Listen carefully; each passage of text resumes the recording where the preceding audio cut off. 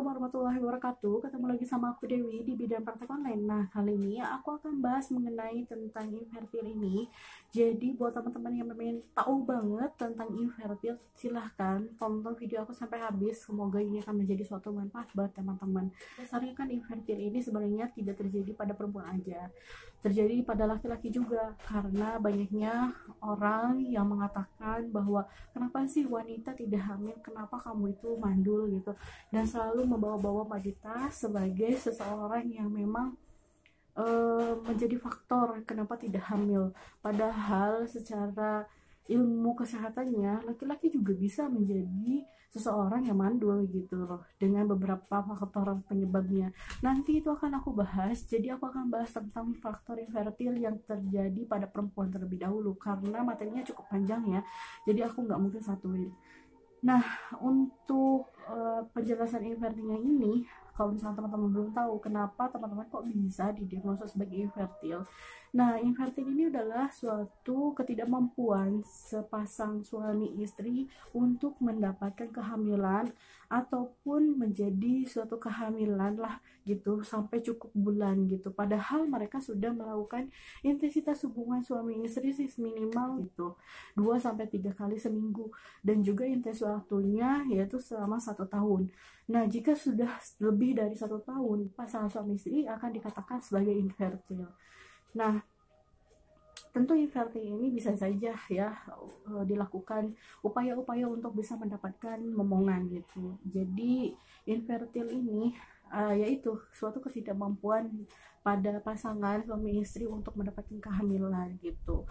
Nah, memang kan karena perempuan ini kan untuk mendapatkan kehamilannya kesempatannya itu 1 kali dalam siklus menstruasi ataupun 1 kali sebulan. Nah, itu saat terjadi masa ovulasi. Ada beberapa faktor yang menyebabkan kenapa sebenarnya wanita ini sangat sulit hamil. Nah, yang pertama adalah mungkin adalah faktor usia. Aku jelaskan bahwa faktor usia ini semakin tuanya atau semakin umurnya bertambah seorang perempuan ini untuk mendapatkan kehamilan itu akan semakin minim lah kayak gitu. Jadi untuk mendapatkan kehamilan itu bisa sangat kecil. Jadi upaya-upaya hal lain yang mungkin harus diupayakan untuk bisa mendapatkan kehamilan gitu. Jadi umur ini mempengaruhi. Kemudian adalah kesehatan vagina. Nah, kesehatan vagina ini kalau misalkan vaginanya mengalami suatu penyakit kelamin ataupun mempunyai kelainan-kelainan yang lain, tentu itu akan menjadi penyulit-penyulit bagi pasangan suami istri untuk mendapatkan kehamilan tentunya. Dan juga adalah kesehatan dari serviks tersebut. Nah, serviks ini adalah sebagai pintu antara vagina dan juga rahim. Ya, tentu aku katakan kembali, kalau misalkan serviks ini tidak sehat, pastinya itu akan menjadi penghambat bagi pasangan suami istri untuk bisa mendapatkan momongan lah tentunya ya, seperti misalkan adanya polip atau misalkan adanya luka pada serviks ataupun ada penyakit-penyakit lain. Nah, tentu di saat mendapatkan penyakit seperti itu kan, itu akan menjadi suatu penyulit lah bagi suami istri ini ya. Nah, tentu ada faktor lain lagi, misalnya rometitis, adanya peradangan pada dinding endometrium. Nah, ini kan menjadi suatu yang sangat sulit apabila misalkan nih terjadinya suatu pembuahan, ternyata si sel telur ini tidak bisa menempel di rahim, karena ibarat tanah, pohon tidak akan bisa tumbuh di tanah yang kering, tanah yang tandus, tanah yang tidak baik untuk bisa ditanami. Akhirnya itu menyulitkan untuk pasangan suami istri untuk mendapatkan momongan. Nah, yang selanjutnya adalah seperti ovariumnya. Misalkan ovarium memang bermasalah pada sel-sel fimbrianya, yaitu adalah pada fimbria ini kan dia adalah suatu organ yang bisa memberikan gerakan sel telur ini untuk dibawa ke rahim. Nah, jika memang adanya masalah di fimbria ini, terus di masalah sel telurnya atau di masalah di tubanya, misalkan tubanya itu kebanyakan dari orang-orang itu tubanya itu sempit. Nah, tuba yang sempit ini kan tentu akan menjadi permasalahan, karena kan tuba ini tidak bagus, adanya misal peradangan, dan juga sel telurnya juga nggak bagus, seperti PCOS ya. Nah, PCOS ini adalah polycystic ovarium syndrome. Nah, biasanya ini akan terjadi pada orang-orang yang mempunyai hormon estrogennya berlebihan, seperti hormon kelaki-lakiannya itu di dalam tubuhnya itu banyak, sehingga menyebabkan adalah PCOS. Nah, namun PCOS ini kan nanti mengakibatkan sel telurnya kecil, menyebabkan sel telurnya juga tidak bagus gitu, sehingga tidak bisa dibuahi.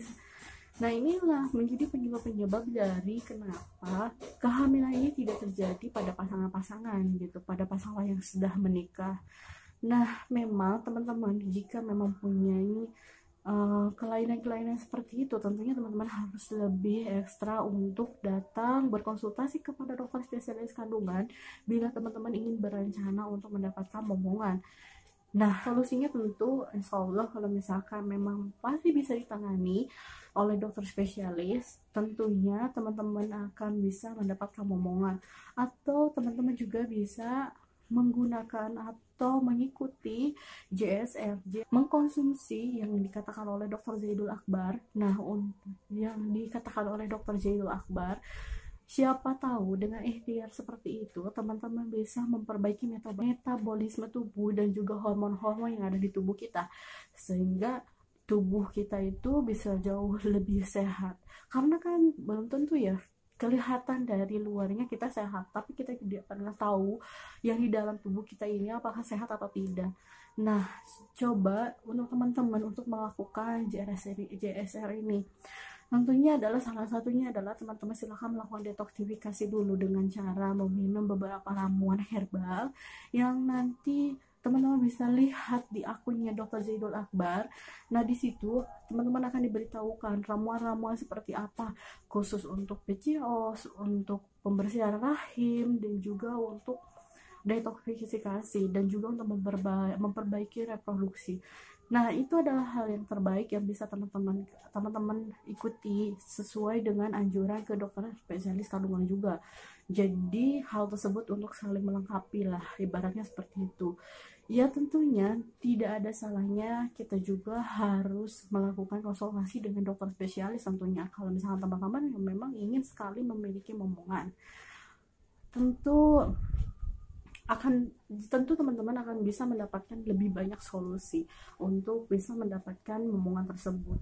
Nah, tentunya kalau misalkan teman-teman yang baru menikah atau yang memang sudah beberapa tahun menikah tapi belum memiliki momongan, psikologis teman-teman itu harus tetap dijaga. Jangan sampai stres, jangan juga sampai banyak pikiran terhadap hal-hal yang tidak perlu kita pikirkan, karena itu akan mempengaruhi kesehatan sel telur teman-teman, juga rahimnya teman-teman, tentu akan mempengaruhi segala organ tubuh yang ada di badan kita gitu ya. Jadi tentu itu aja teman-teman yang bisa aku berikan. Semoga ini menjadi ilmu yang bermanfaat buat kita semua. Aku doakan untuk teman-teman yang belum mendapatkan momongan akan segera mendapatkan momongan. Jangan lupa untuk beribadah dan juga berikhtiar, karena doa tanpa usaha itu sama dengan bohong. Sebelum melakukan promil, tentu ada baiknya teman-teman, baik suami atau istri, melakukan detoksifikasi tubuh. Jika kondisi tubuh bermasalah, tentunya ini akan mempengaruhi program hamil teman-teman semua. Adapun resepnya, ini adalah 2 buah kunyit seukuran kelingking jari, 2 buah jahe seukuran ibu jari, 1 buah jeruk nipis, dan 300 ml air, kemudian 1 batang sereh. Nah, teman-teman bisa screenshot aja ataupun teman-teman bisa catat.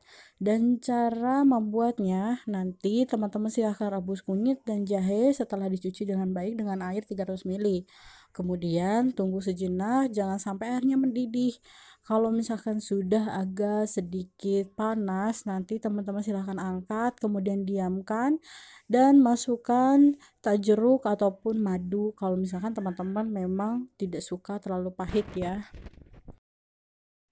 Nah, setelah mendetoksifikasi tubuh, tahap selanjutnya teman-teman memperbaiki organ reproduksi istri ataupun suami. Jadi, teman-teman untuk pasangan suami istri harus meminum JSR ini agar bermanfaat untuk menambah stamina juga. Resep untuk memperbaiki organ reproduksi teman-teman semua. Nah, ini sediakan 2 batang kayu manis, 1 jempol jahe, 1 sendok makan madu, dan 600 ml air. Nanti teman-teman masukkan kayu manis dan jahe dalam satu gelas atau suatu botol beserta air yang disiapkan. Airnya harus air matang ya teman-teman. Nah, selanjutnya minum infus water tersebut hingga 600 ml. Ini kan semacam infus water ya teman-teman. Jadi direndam dulu selama kurang lebih 6 jam atau 8 jam atau 12 jam. Nanti baru teman-teman minum ya. Selanjutnya adalah resep untuk memperbaiki hormon. Di sini ada 1 jempol kunyit, 1 ujung sendok makan Himalaya, dan 1 sendok makan madu, dan air secukupnya. Nanti teman-teman silahkan untuk rebus kunyitnya hingga keluar warna kuningnya. Terus teman-teman nanti matikan aja, jangan sampai mendidih. Setelah itu masukkan ke gelas ataupun ke botol. Nanti teman-teman silahkan masukkan garam Himalayanya dan juga madunya. Lalu nanti teman-teman setelah dingin silahkan minum. Yang terakhir adalah resep program hamilnya tentunya. Nah, nanti teman-teman sediakan 1 sendok biji semangka dan 1 sendok makan madu. Nah, nanti 1 sendok biji semangka ini teman-teman bisa di blender, kemudian nanti diberi air kayak seperti diseduh, dan kemudian diberi madu. Nah, tentu ini teman-teman diminum secara rutin sampai hamil. Selama program hamil, teman-teman dilarang untuk memakan makanan berpengawet ataupun memang harus dihindari. Terus memperbanyak puasa, baik puasa Senin Kemis atau puasa Daud. Kemudian teman-teman harus rutin memakan kurma 7 biji setiap harinya, dan itu harus dimakan setiap hari. Kemudian 1 sendok makan minyak zaitun. Ya, terima kasih teman-teman yang sudah menyaksikan, dan jangan lupa subscribe. Kalau misalnya teman-teman merasa informasi yang aku berikan ini adalah bermanfaat, silahkan share ke media sosialnya teman-teman. Sampai jumpa.